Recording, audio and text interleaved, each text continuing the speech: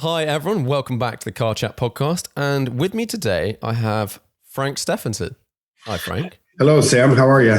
Very good, thank you. Can you tell the audience, for those that don't know who you are, a little bit about yourself, who you are and what you do?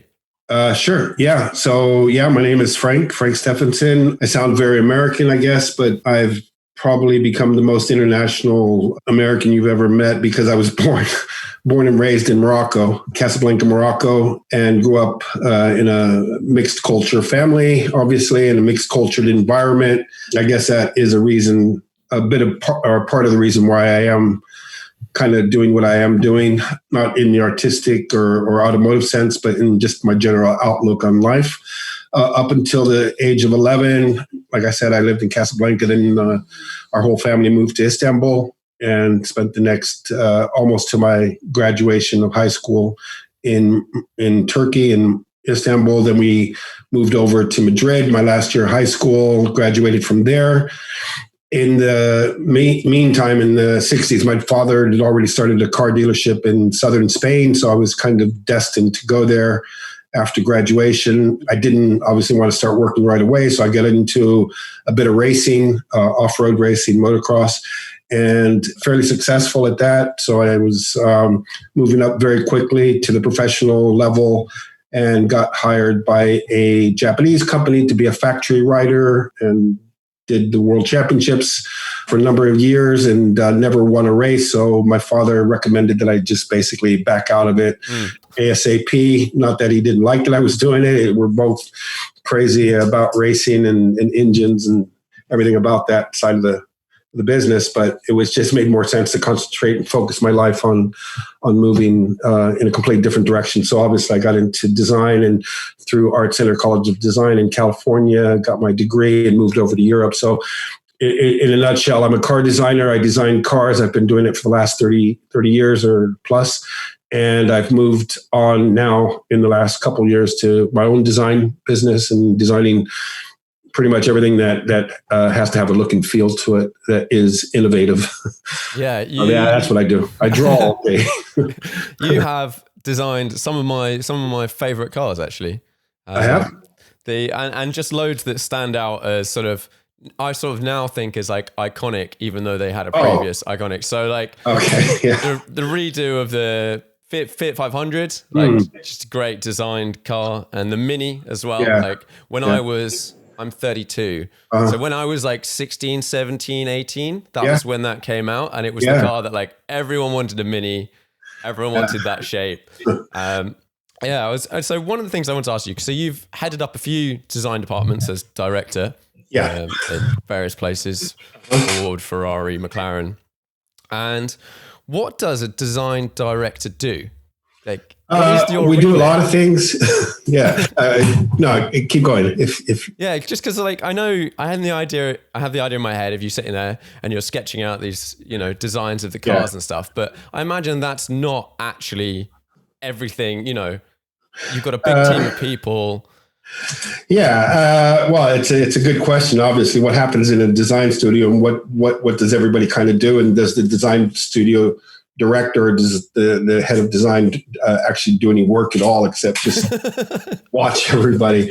I mean, we're all different. Every design director has his way of designing, his way of managing, his way of turning out good work and all that. So I seem to have realized over the years I'm a little bit different than most design directors in the sense that I am probably as you scale up, as you go up the ladder of design. Obviously, at the beginning, you're just you're almost a number. If you're in a big studio, you're not that you're not anybody, but basically there are a lot of young designers fighting to get their designs off of the paper and onto a clay model and into production. That's what your whole life's been geared towards doing. And at some point, the more success you have, obviously you get recognized and you start to move up the ladder and you start getting more responsibility. So at the end of at the top of the ladder, at the last rung is basically you're running the studio or running the design direction for the company. And it can be different between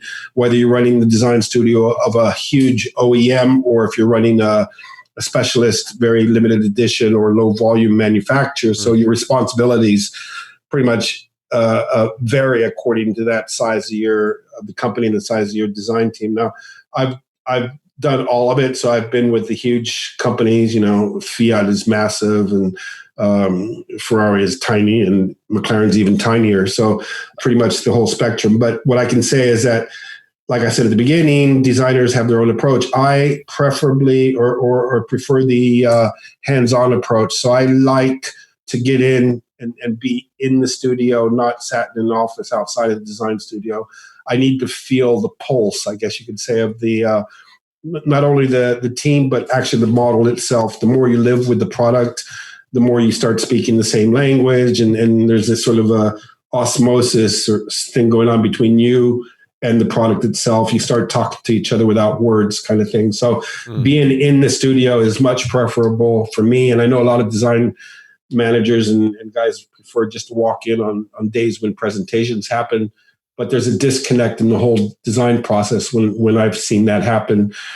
And you don't really get to know the product or the designers in a way that you do if you're working on a day-to-day basis with them directly. So it might be a disadvantage. I usually end up being like, another designer in the studio, just because the kind of relationships I like to form with a team where we're on a one-to-one, where not that you lose respect, you always gain respect through your credibility and experience, I guess. And then you've been there and done that kind of approach. But I seem to enjoy more and get great results from a team that sort of consider me, not, I mean, obviously the boss, but not so much like a boss per se, just a guy they can, sort of like the big brother who also happens to be the boss. So that's my approach. I look over their shoulders. I give suggestions. I love to sketch. I'm old school, so I don't sit down at a computer and turn out these awesome Photoshop renderings that look real. I kind of like when I say old school, I mean like Leonardo da Vinci, a piece of paper and a pen, and scratch the ideas out really quick. And that is a gift in today's world. A lot of the younger students and designers, not to criticize them, but that fact that you can go onto a computer and sketch and do all that kind of stuff that we do, but then go back 2 steps and correct it and go into another direction. You don't have that kind of mercy when you're designing with the pen and paper. So you have to be very communicative, visually communicative with very few lines when you're drawing with a Bic pen and a piece of paper. So yeah, that one-to-one interaction in the studio where the design manager doesn't set the trend or not the trend, the direction of the company in a way where he stamps it down with a stamp and says, this is what we're going to do. Good ones, I guess, kind to try to get a mixed designer input where everybody has a different idea, and you look for the strong design directions. They're the ones that really touch you on the emotional nerve kind of side, because those are the good designs that later, if you have to water it down, which most of the time you always do, when you water it down, it still has a lot of that emotional feel to it. So yeah, we as design managers, if you want to be safe, you play it safe all your life and you don't really make anything special. It's all turning out just plain vanilla. But if you, as a strong design director, are able to get strong design teams through, supporting the designers on and off the job, because designers get affected outside the job. We're sensitive creatures, artistic, so anything can affect our energy levels. So you got to try to keep the team energy levels up pretty high. So that's also kind of like a football coach, working with the mental side of the team. But it's fun. All of it's fun. And when you strike gold with an excellent design, everybody is on a high, and the whole process is a high. I'm rambling now, but what I'm trying to say I had a question, because when you design or draw your initial sort of concept, if you're drawing it, I imagine you have to sort of make it a complete design in one go. Whereas if you're building it on a computer, you sort of like, you're building it almost, and then like you said, you can change bits as you go. Yeah. And I imagine your sort of job, I guess, is you come up with this initial idea, and then do you try and keep that form throughout the process? Absolutely. And is that probably one of the hardest things? Because you see some cars that have like disjointed design. Perfect word. Yeah. They almost come across as modular. And, I was responsible for the front module, and that guy over there did the middle module, and that guy was on the rear module, that kind of approach. But that is not good design. typically what we as in the design studio, the way I've always structured design projects is we don't even put pen to paper right from the beginning. It's almost pure research. And it sounds like, what? Don't you guys draw? Of course we do. But if you don't do your research before you start a project, you really don't know where you're going. It's just floundering with a pen and paper kind of approach. So the main thing is basically kind of know where you want to end up at before you start. That's kind of hard to know because we're designing cars that are 5 years ahead of what we have on the road typically. So you don't really know what customer tastes are going to be like or what materials are going to come in during the process that allow you to innovate as well as technology. So it's a guessing game, obviously, at the front, at the beginning, but that's what they pay us the big bucks for, is to stretch the imagination such that we are seen as the crazy people. Engineers typically don't like designers because they make their lives a bit too tough. And when you're lucky, you meet up with an engineer who has that kind of, we can do anything approach. And that's when the sparks fly, the magic happens, obviously. But that is not always the case. So in the real world, what you have to do is research at the beginning in the sense of, obviously, like I said, knowing where you're going, but what do I have to do to be better than the competition? So what can you do to this vehicle to make it stand out in its segment? There's so many cars on the road today that just to chuck another design out there makes no sense at all. So the game now, or the goal now, is to do something that's different than whatever else is in that segment, and different, but for a good reason, not just different. Make something different is easy. Make it different and better is tough. So we start out with basically researching materials, aerodynamic directions in different types of automotive sport, basically, or racing, where you find new solutions. And all this has to do with even the most basic car now, because everything is important in today's world of car design, not just, does it look pretty? It has to say, okay, it is aerodynamically more efficient, so it takes less energy to push the car forward. Heavy cars don't, require more energy to push them, so let's try to find new materials. And obviously, you have to stick with a design language that represents the company. You can't just do anything. So it's not easy when a new designer joins another company. They have to settle in and try to adjust to this new design language. Yeah. I find that when I went from Ford to BMW, my first BMWs were just gloriized Fords. They were just, kind of like a BMW, but it looks like a really nice Ford. So it takes you a moment to sort of get into that design language. But so what you have to do is basically start with that research and not just jump into the sketching part, which is the fun part, obviously. But you got to get all your ingredients and all your ducks in place before you actually start sitting down and drawing. And then the drawing starts, and those are based off of theme ideas that maybe you might come up with images in your brain or doing research on the computer, or Google, whatever. And you find themes that feel right for the project that might not have anything. Oh, what's a waterfall got to do with, the back end of a car? It's the motion of the waterfall. It's the calmness of the water before it goes over the edge, and then it's all hell breaks loose. So can I interpret that calmness at the front to everything, all hell breaking loose at the rear end of the car?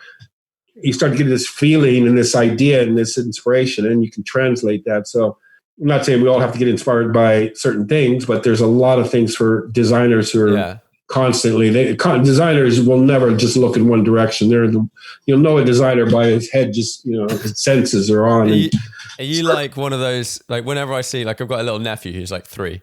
And because he's seeing everything for the first time, he walks down the street and he just stops and it's like, oh, what's that? And then picks it up. Are you like that everywhere? You nailed it there, Sam, because the one element that most designers have that we've all lost, or most people have lost from their youth, is that one element that is responsible in the first place for creativity, which is curiosity. You can't just turn the creative button on. You have to start before with what I always called curiosity. You have to be curious to learn, to understand something, and that generates the creativity later. So, all these companies asking, how do we make our departments more creative? Well, you start by being curious, and then you go to being creative. But the kids have that when we're all born. We're all like that. And regretfully, as we mature, a lot of the professions out there, or a lot of people, just tend to lose that element of wonder, that sense of wonder that makes everything so exciting for little kids. and designers tend to be grown up children kind of thing. They're kids that never really grew up in that world of fascination of creating things that don't exist. So it's a perfect typical trait of a designer. Oh, it's very cool. Yeah. When you went to McLaren, you essentially you started a new design language because there wasn't really one before. I started a new one. Yeah, I started from scratch because the last thing you can do when you're in that level there is you see so many products that look like other products and at all levels. You can say that even very nice watches tend to look the same times things. But at that level there, you cannot risk the company starting out with that kind of reputation. McLaren could never be accused of copying somebody else. It's very cheap way to design. So I think you have to push yourself in this fact that it's not easy to create a design language that is accepted quickly or that has a reason to be or is distinctly enough to be called its own design language. And again, that comes from research. You just don't start drawing and come up with a language. You have to research what's out there already and what not to do and what loopholes there are in design that allow you to do something that not only is different, but is better. So you can add a lot of elements, but you can also take away a lot of elements to create that new design language. And with engineering from McLaren being extremely technology oriented with racing and all that, there's a lot to learn that we could apply to the automotive design language. Yeah, I always find it interesting. So when the 12C came out, I think it was an MP4 12C at the time. I think, and there seems to be like a period of time for people to get used to a new shape, a new design. And quite often a car will come out and you'll go, I'm not sure. Or like, I think it's good. I don't know. And then 5 years later, 10 years later, like if I look back at it now, I think it's an amazing looking car.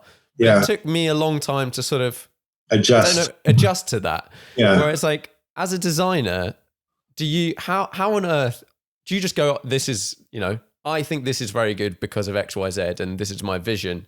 Yeah. And hopefully everyone else will catch up. Or is there like, you somehow have to meet Joe Blogg's expectations? You have to, I wouldn't call it having a big head, but you have to believe in yourself. You have to have that kind of confidence where and designers typically don't have thick skin. You have to develop thick skin over a career. It just doesn't happen that way. It's an oxymoron. A designer with thick skin is like, what? They don't go together because designers are so sensitive to criticism and all that. But I think it's based on experience. Basically, if you tend to get it right most of the time, then you can start to believe in yourself. And again, don't start believing in yourself too soon because then you are overconfident, and that's when things go incredibly wrong. But yeah, developing a new design language for a company is tough, obviously, because as people say, most things already have been done. Most things look similar to something else. But again, what I discovered is a personal fascination of mine is biology. I've always had this, if I probably wasn't a designer, I'd probably gone into something that has to do with nature and biology and that. But what I've discovered is that a lot of the inspiration that we as designers get does not come from what we call intelligent sources. You can get inspired by just about anything to design something else. And there's this cross-industry innovation thing that's getting bigger at the moment, where you bring different experts from different industries in to work on a certain project that they're not directly experts at. But what most designers tend to get influenced by is trendy influences, things that are in and out, things that last for a couple of years and then something else comes along. And that can be architecture, that can be furniture, it can be fashion, whatever. But what I've tend to always believe all my life is that intelligent design and influences come from nature. There's nothing in nature that is designed just to be beautiful, and it has no other purpose. Everything in nature is basically has to survive. It's survival of the fittest, as we call it. If it doesn't, basically something else comes over and takes over it. So there's an intelligent reason why things in nature are the way they are. And so, when's the last time you criticized something in nature and said it's not pretty? That's ugly. Something natural. We do it all day with industrial objects. That's not very nice or whatever. But in nature, you probably know it's tough to criticize. I think we're born to appreciate forms like that. Yeah, I think it's genetic. It's also a proof that in our taste and whatever, if that's genetic or not, that things seem naturally not shocking when you see them for the first time in nature. They're interesting. They don't turn you off. So in that respect, if you can find that kind of inspiration in nature, then you'll have that sort of, it's nice, it's new, I've never seen it before, but it doesn't scare me off. It doesn't repel me or turn me off. So when you're designing a new design language, obviously design for purpose is one of the top things that, at least in supercar design, it is, because you're working with performance variables and things. So you have to get it right from a performance and dynamic point of view. But I've never seen a race car, pure race car, that is not attractive. They all have their attractiveness in a certain way. It's like saying, they don't all look the same. It's oftentimes that you could say birds all do the same thing. They fly, but they all look different, so there's no one perfect solution. You can have all kinds of different shapes. But I think with McLaren, with what you said with the MP4-12C, the objective there was not to come out with something that basically shook the world, grabbed the bull by the horns and said, look, this is a whole new ball game for McLaren, and we're going to revolutionize the design world and everything. It was about establishing credibility with the first product, such that it looked convincing as a supercar design. It wasn't a Versace looking type of object. It was more British, very clean cut, tailored almost, and athletic, and at the same time. And that, I think, was the first major important building block for the design language. Obviously, that came out. It got plus minus reviews on the aesthetics, but nobody really criticized it for being unattractive. It just looked like it did the job. And that stood the test of time, still does. And now, after that, obviously, we've been able to, the design language with McLaren stretched immediately after that with the P1 and all the cars that came after that. So, I remember when one of my friends, when the P1 came out, when he saw it, he was just like, take my money. And he ordered one straight away. Really? I think at the time, he didn't even know the price. He was like, this is deposit, absolute baller. So there's that side of it, which is creating a car. And the P1 is one of the modern cars, I'd say in the last 10 years or whatever. It's just like stand out, astounding, looks like a complete design. I think if you looked at the competitors at the time, I'm a massive Porsche fan, so I like Porsche, but the LaFerrari was this weird kind of clam thing. It's, I don't know, bit of a weird front back situation. But like the P1 at that time, I think everyone universally said, as a design, I love the design and it's a very complete design. Yeah. But we've sort of moved on in the McLaren ethos since you've left. Yeah. And we started hearing this thing, sort of like, I can't remember the exact terms, but it was like performance first, or, engineering over aesthetics. It was like this thing of saying, we've designed stuff to be fast. And that's almost the excuse as to why it's not necessarily good looking. Yeah, no. Oh man. I see where you're going. I mean, obviously I don't want to talk bad about anybody. My basic understanding of design is there's no excuse for ugliness in this day and world where we can control every surface and we can tune every surface. So there are no excuses for cars that are considered unattractive. If you blame it on the performance, well, there are certainly enough cars out there that perform exceptionally that don't go down the hit by the ugly stick route. So, I mean, we have to remember these cars, especially the road cars, especially cars like what you're referring to, are cars that have to be sold and are seen on the road and represent the brand. So cars are emotional. Nobody needs a car like that. You buy it out of pure lust, pure desire. Yeah. Okay, so you're accepting a huge compromise if your wife, cooks really well, but she doesn't look very nice. They're compromising. So but she can cook like the best. Okay, well, if that's what you're looking for, great. But typically, it's an emotional purchase, and you want to fall in love with the product. And it's that typical thing. I think I can't remember who said it, but they once said that if you're not, you have to lust after the vehicle. It's an emotional product. As most people they're not petrol heads, think we're a bit nuts, but there is this element of sensual lust for a product like that. It's a moving object.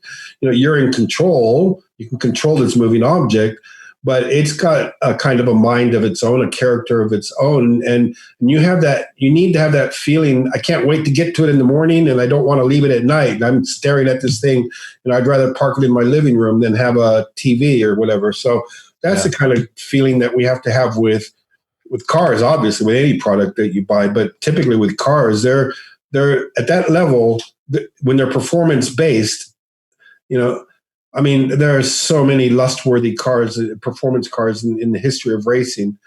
And again, the ones that don't look good, it's almost like we didn't spend enough time on that side of it. We just were interested in performance.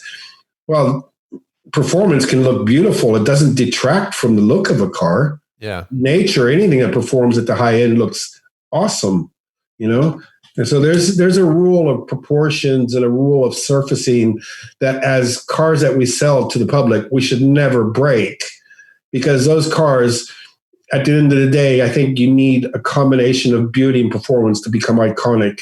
And if you're not setting out at that level to design an iconic product, you shouldn't be doing the project at all, because it's a temporary project. The ones that last, 250 GTO, there's so many of them, but back then they were lust-worthy, and today they're even more lust-worthy. And it's raw performance. And okay, a tenth of a second might make a difference to somebody, but it doesn't make any difference to me on the road. Yeah, no, I want something that I can't take my eyes off, and that performs like that at the same time. So yeah, I think at the moment we're in this slightly weird phase where and a lot of companies are doing it, where they're designing cars sort of with their heads and going, well, we think we can sell X car to X people, and therefore we're going to build a car into that slot, rather than like come up with this actually cool project, cool car, design ethos. They're like, oh, we reckon we can sell 300 cars with no roof or whatever, like whatever it is at the moment. People are buying cars over $2 million. We're going to make some cars over $2 million. And then they just go, they think about it, they do the calculations, and then they produce the car. Yeah. But like you said, like the buyers are not those people. No one needs these cars. No one needs to spend an obscene amount of money on a road car that's performance is so out of the realms of road cars. Yeah. Like, you've got to get the heartstrings. Totally agree. At that level, when you're paying, the basic, car that we used to go to work in, and we drop the kids off and, get around and all that. Okay. That car, you buy it because you need it, but you're not going to buy it if you don't like the look of it. It's a representation of you. And typically, okay, there are tastes that you might not like it and somebody else might like it, but they are emotional purchases. You do have to go in and say, okay, I like the look of that car. Now, can you tell me about it? Yeah. You don't go in and say, what's the miles per gallon, blah, blah, blah, and then say, okay, now let me think about the looks of it. It actually happens the other way around. People have to understand that from a company point of view, design sells. Good design sells. Bad design does not sell. And then, therefore, becomes more expensive because you've put lipstick on a pig, basically. And for some reason, it's not selling, or it's not doing what it should be as it was forecast. So I think design is this in this day and age much, much, much more important than ever before. And that's what happens. You get a lot of design companies and studios trying too hard, and what they're actually doing is trying to create that shock value where, okay, we know it's not the prettiest, but isn't it shocking and different? And you're like, yeah, BMWs. It's like, I want something nice. I don't care if it, it's not the absolute new age, cutting edge design trend where everything starts to look like a Cybertruck, a Tesla, and you think, wow, yeah, it's not pretty, but it's awesome because nobody's ever done it before. Yeah, well, there's a reason why they never did it before. So no one should ever have to explain the car to you before you've said, I'm interested. Like, you should walk in and go, ooh, what's that? And then them explain how awesome it is. Yeah. The It's other way got to around be. doesn't sell. Yeah, I mean, Sam, the thing is, we get used to anything. Like when the Tesla, like I mentioned, the Cybertruck came out, and people were like, "Oh, wow!" And after 6 months, we were like, calm down, like, "Yeah, okay," but I don't know if I really want to have this car for 3 years or 5 years. Yeah. So you gotta that love at first sight is so important for anything you purchase. You can't buy something and think, I'm not used to it yet. I will in 6 months. I'll get used to it. Yeah, that ain't love at first sight. That's not how we as humans are genetically evolved. I've totally done that with like all things, like whether it's a watch, whether it's a coffee table or whatever. You're like, I need something for this usage, and you just buy something, but you don't necessarily love it. 5 years time, you get rid of it because you found something you actually truly like. It's that emotional connection you mentioned before. There's got to be an attraction. Basically, it's talking to you, and it's like, buy me, and you're like, yeah. You gotta. It's the that hidden thing that we've never found. That's the golden egg, I guess, in design. With car design now, I think we're almost going back as something I talked to Niels van Rooij about, into the coach building sort of stage of back in the day where you'd get given a chassis and then you put your design on top. We're sort of getting to the point where all supercars and all modern cars, if they're electric especially, it's one powertrain and then whatever you want put on top. Yeah, coach building. So we're getting to this design-led, you can have any design you want now pretty much because the performance is all going to be the same. Yeah, that's where we're heading with these electric cars, which are taking the soul out of the car, basically. But a whole new generation is coming up now that actually doesn't mind that. They're more interested in the experience. A lot of the newer generations, the young teenagers are like, well, I don't want to own a car in the first place. I don't want to go through all the hassle of owning and selling and maintaining the car. So basically, I just want to get from here to there really quick and really comfortable. So the petrol head thing is shrinking, but we're never going to lose it. I think there's always going to be a desire.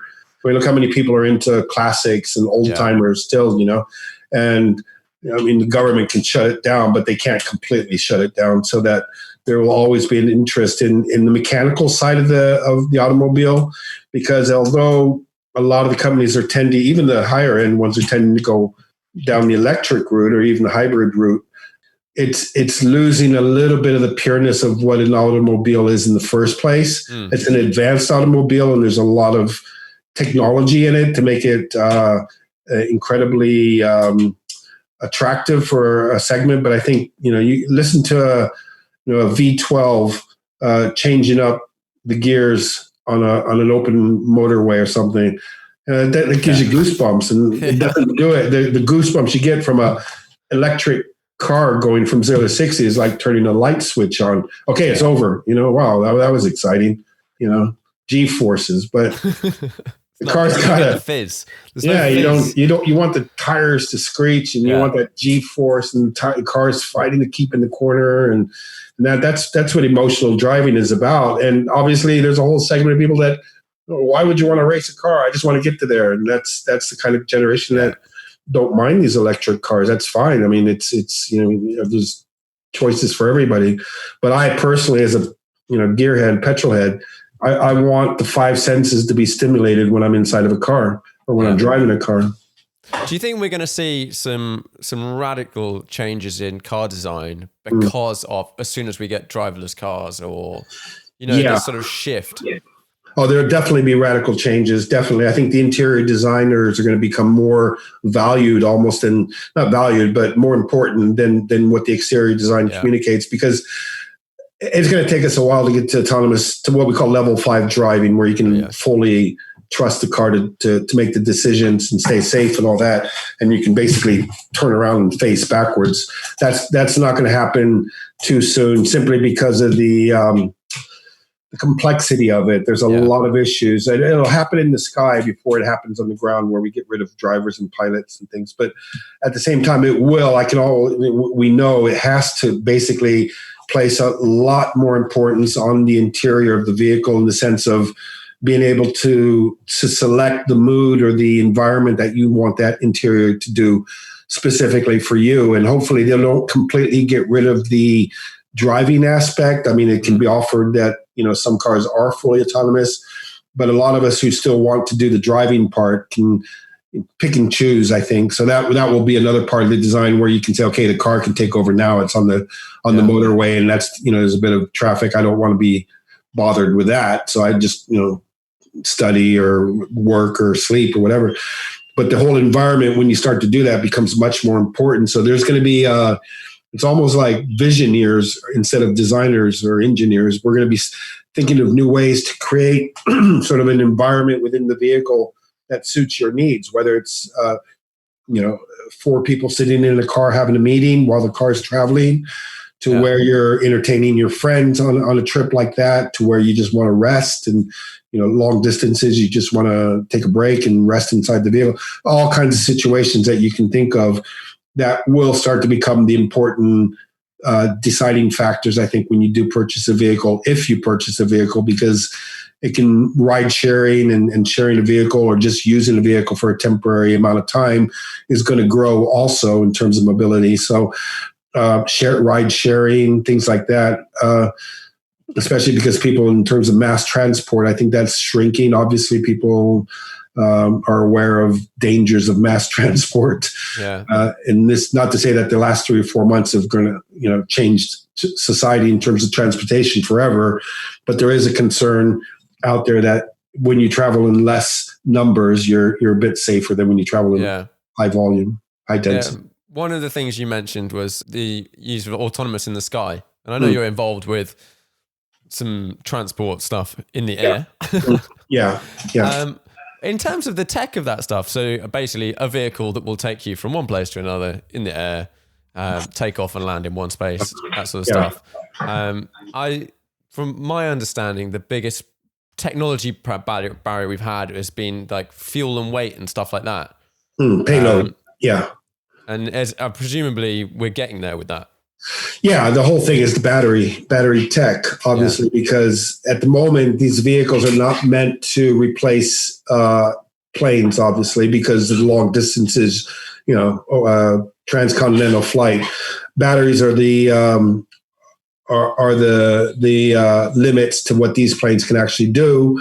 You can build up, you can generate a lot of speed, but how long can you be going, at that speed for? So your daily radius of life can be a lot greater than it is today. So, for example, we call them eVTOL aircraft, electrical vertical takeoff and landing, and they're probably, not even probably, very likely to be the next big move in mobility, because obviously traffic density is at the cracking point now, or the fracturing point in a lot of cities, big cities, and the delays that incurs when you're not sure you're going to get to somewhere on time, and anything can happen on the road. So if we can avoid that, then it must be a better way of transportation. So eVTOL aircraft allow point-to-point flying. So in a very close place to where you're living, you'll be able to, like an Uber tech, where you just basically go on your phone on an app and you call up an Uber and it comes and picks you up. That'd be so sick. It's unbelievable, but it's actually coming. I mean, they haven't done obviously a lot of advertising because it's still like what we call under the radar. No intended, but it is under the radar. But it's coming very, very, very soon in our lifetime. So people don't have to think, I'll never see that. Give it a few more years and you'll be shocked, because it is something out of what we've only ever seen in science fiction movies. So these planes that actually are capable of landing on hotel rooftops or parking centers or wherever you have anywhere between 10 and 15 square meters, you can land one of these, as long as it's flat and not too dusty. But basically it's a ride in, you call it up, it lands, you get in, it rises up vertically to anywhere between, say, 300 and 3,000 meters. So about 1,000 feet to 10,000 feet, which is where you operate without pressurized cabins. Okay. Yeah. They're electric. They're very silent. So you wouldn't even know if you looked up if there was one up in the sky unless you actually saw it. The legislation is going to allow them to drive or fly over cities. So you'll be flying as the crow flies. In other words, very, very direct. And you'll know when you take off pretty much the second where you'll be arriving. So it's a very calculable flight time, incredibly enjoyable from the experiences I've had on VR so far. because everything is still there for you to see. You're just a little bit higher than the skyscrapers, and it's an enjoyable flight. It's comfortable. You have to meet the needs of anybody who would typically be a VIP taking a taxi to the airport or a ride to the airport. Yeah. They'll be doing this system, and so it has to suit that type of person. But on the cost side, it has to meet the budget of a student, for example, who's just, I got to get here. And so it's a type of mobility for every person, every class. It's classless. Obviously, do you think it's going to reach that budget? Sorry? Do you think it's going to reach the budget of like everyone? Absolutely. Pop around? Oh, no, absolutely. That's the surprising thing about this, that on a cost study basis of the finance, the economics of it, it's about half the price. A journey on a full flight, say 5 to 10 people on board, is about half the price of a Uber on the road doing the same journey. Why would you not use it? Yeah. Why would you not use it? And again, the factor of safety. These things have to be, before they're flight certified, they have to reach what's called the 10 to the minus ninth reliability factor. And that's coming. They're already honing in on that number. If you think a plane is 10 to the minus sixth, right? Okay, that's significant. I could go into detail of how many hours of flying per one accident or catastrophic effort. But 10 to the minus ninth, there's nothing out there that's as safe as 10 to the minus ninth. I don't even think walking down a busy street is 10 to the minus ninth. So they do that by redundancy. So not one single point of failure on one of these vehicles will cause a catastrophic incident. So there's always a backup system in place. So what will happen is basically you can fly this knowing that you're going to get to your destination safe and quickly and about the half price of an Uber. Amazing. And point to point. So you're not taking, a route like that. So I was as doubtful as anybody when I heard about it, but as I got into the industry and saw what level we're all at, and there's a lot of companies competing to be the first one to the market, but they're all basically there. They're getting there through the testing phases and working alongside the certification agencies, and it's coming. So trust me, that's amazing. It won't be our kids; it'll be us flying in these things pretty soon. I have an uncle who builds large drones in his background, in his garden, and his aim is to build one. They're starting to be used for commercial stuff and things like that, but that he can get in and it will fly him somewhere. And I was like, why the hell would you do this? And then he explained the safety relative to a helicopter. Like a helicopter's got like one gearbox or whatever. If that blows, you are going down in a really nasty way. It's called a single point of failure. Blows up, you're dead. Whereas all these drones that might have like whatever it is, 30 motors, that's 30 things that if one of them goes, you've still got 29. And then you can do stuff with the battery and whatever, and you don't have very many moving parts. Yeah. And I started thinking about it, I was like, okay, actually that sounds significantly safer, even though it seems mad. And then Sam, what you can do is you don't have to, you're working in the city, for example, you're working in London where, cost of a small apartment is exorbitant. Well, and it takes you, half an hour to get to work, even though you're living in the city. Well, you could move out to Princess Risborough or somewhere way out there where the cost of living is much cheaper. And you can still get to the office in probably 5 minutes on one of these for the price of the tube. So, it's a no-brainer. It's really, there's no infrastructure. Amazing. It's just a landing pad, a vehicle that can fly without a pilot if they want to start that. They won't start without, it's not even a pilot. It's more like a controller, somebody that keep you calm while it's flying. But basically, at some point, they'll get rid of the pilots because they don't need pilots to tell the plane, go up this high, go down this flight corridor, and land there. That's all computer controlled. There's no room for error in there where pilots get confused. Which way was I going and where am I? You just got to avoid other objects. Other than that. Yeah. Well, there won't be too many of them. I mean, it's not like they'll be private and people will be buying their own. It's all controlled, and pilots or the people running these are actually companies. Are not privately sold like we saw in Fifth Element or something. So it won't be like we'll have lots of them up in the sky. It sounds so cool. Yeah, now, I'm aware that we've only got about an hour, so I wrap these up with 5 questions, and I want to get them in. So, first question: do you have a most memorable driving trip or journey? I had an incredible journey not too long ago, which was along the garden route of South Africa.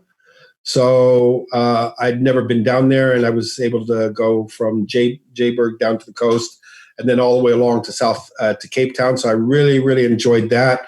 My drives, I've obviously driven quite a bit, but I've had drives from Vancouver up to Whistler, which were absolutely mind blowing in the right car.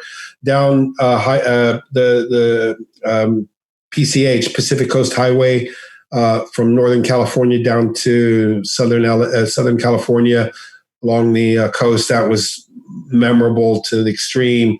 The mountain passes in the Alps going from Austria down into Italy. Yeah. They're all stunning in their own ways. I can't say one is better than the other one, but of good each ones. one.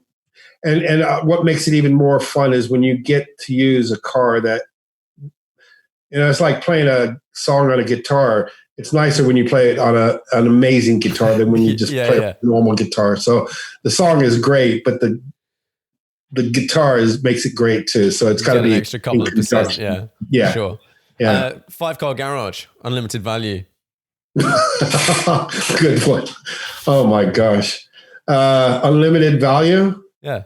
So let's start with the cheap ones first. The Jag E-Type Series 1 4.2. So not the very first ones, because I need the 4.2. I need the 4. Torque and fixed head. Then I would probably go with an Alfa 33 just because I want to sleep with it, but I'd never could. At least I could sleep in it. So those are the first two that probably aren't super expensive. Yeah. Then I would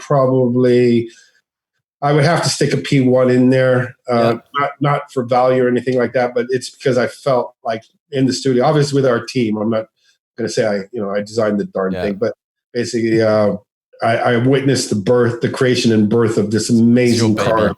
And it was the car that kicked off McLaren really well. So the P1 has to be in there.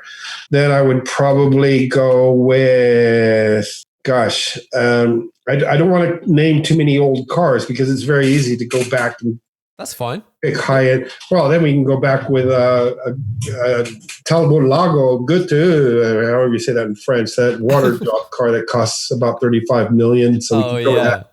Yeah, it's two-tone. Typically it's two-tone, but sometimes it's just in that maroon, deep dark maroon. That is pure lust of a vehicle for me. I mean, that car, if you drove it anywhere, I think anybody's knees, kids, women, grandmothers, their knees would go wobbly just looking at something like that rolling down the road. Yeah, seriously cool. Oh, it's just crazy. So that's the third one. The other car there's only one of them out there. I hate saying all sports cars, but they're the ones that, the combination of the sound and the looks and everything else like that. It's so the other one, sorry? I was just saying it's what you lust after.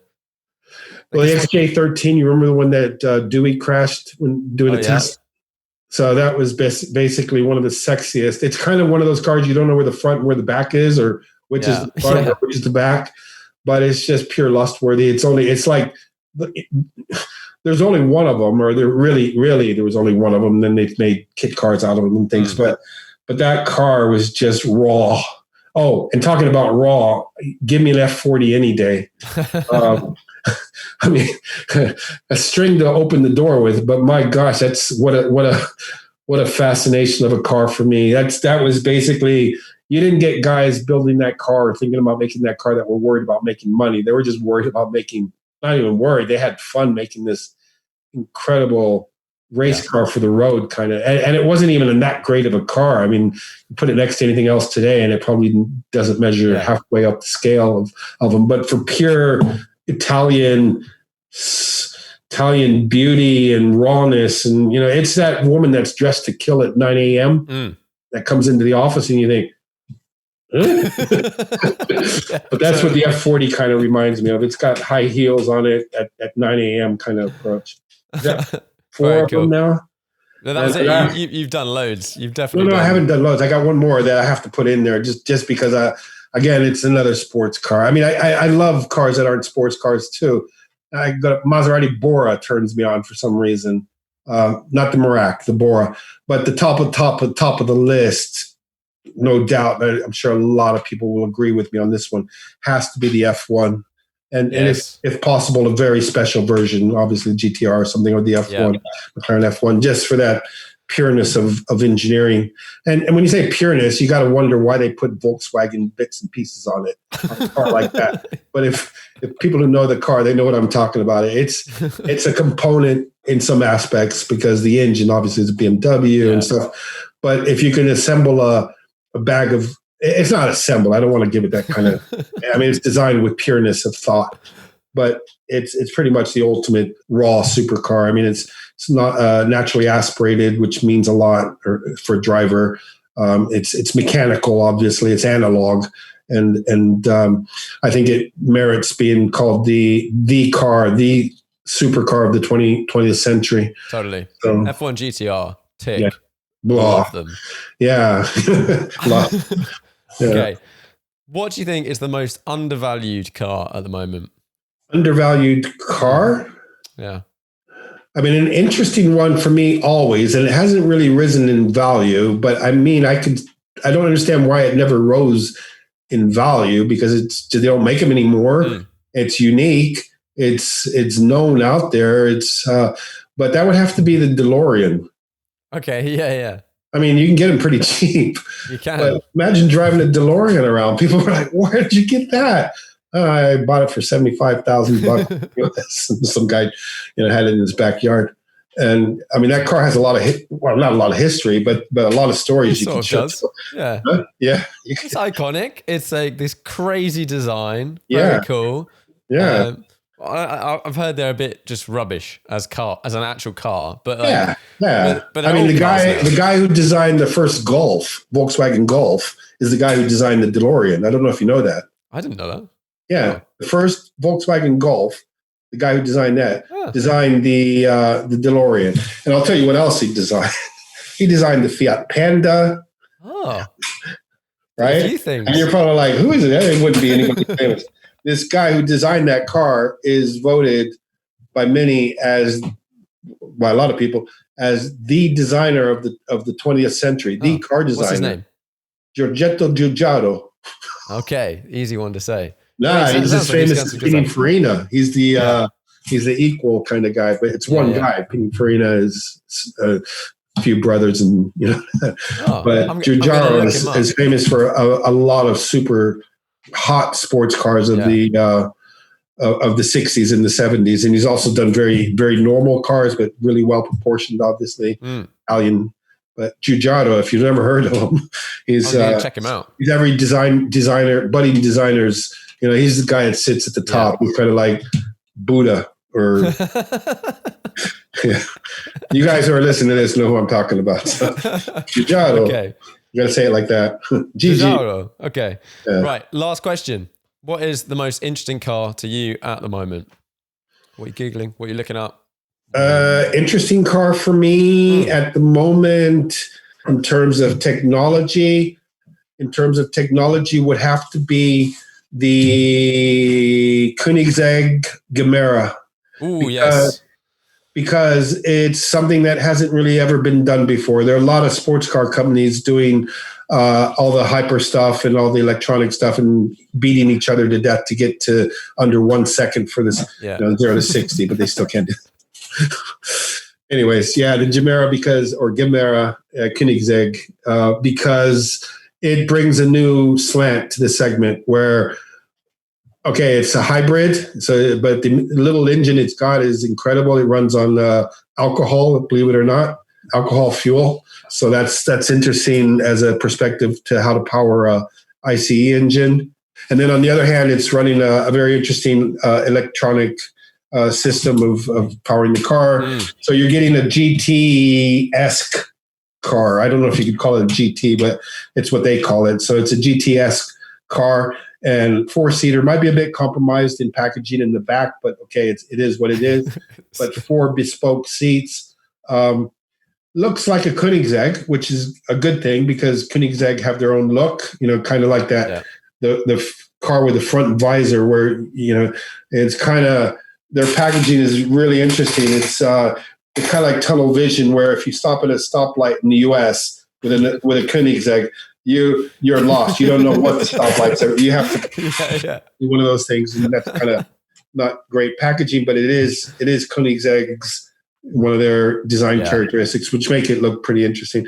But yeah, I would say the Gemera, simply because of the move forward in 4-seat single door. There's one door on each side, which is really incredible. But the way it opens up, a pretty big door, the way it opens up is pretty cool. And yeah, the attention to detail is awesome. It's a bit loud from a styling point of view on the inside, but refined, loud and refined, if that oxymoron makes any sense. It's the most sort of striking new design I've seen in a long time. Just like you said, like creating its own segment. Yeah. Like all of this stuff. Yeah, I would never say, I know some people are, a lot of people are probably saying, oh, you're going to say the Tesla Cybertruck. Just to give my opinion out there on the Tesla Cybertruck, I'm embarrassed for the car design world for the ideas of one genius, because he is a genius, to put something like that out there and say that this is what they're going to present to us. First of all, it doesn't look like a Tesla. Okay, they can say, okay, it doesn't. Why do we have to keep a family feeling within our design language? Because that is a boring approach. So we're doing something to shock you. But I swear, I've seen kids design cars prettier than the Tesla. You just need a straight edge, a sharp pencil, or even a dull pencil, or maybe a pencil with the lead broke off. You can still do it. But that car is basically the insult of design sensitivity. Lacks good proportions, lacks surface entertainment or visual entertainment.